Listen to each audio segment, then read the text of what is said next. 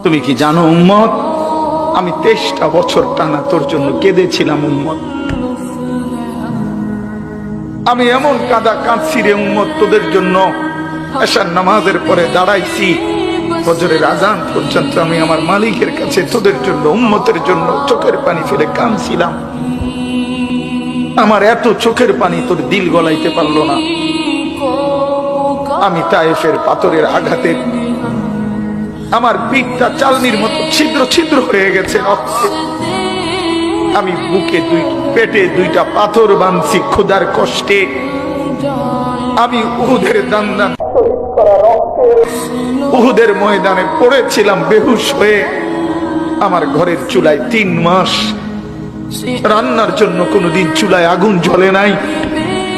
আমার এত চোখের পানি, এত রক্ত, এত ক্ষুধার কষ্ট, কিছুই তোর মন গলাইতে পারলো না।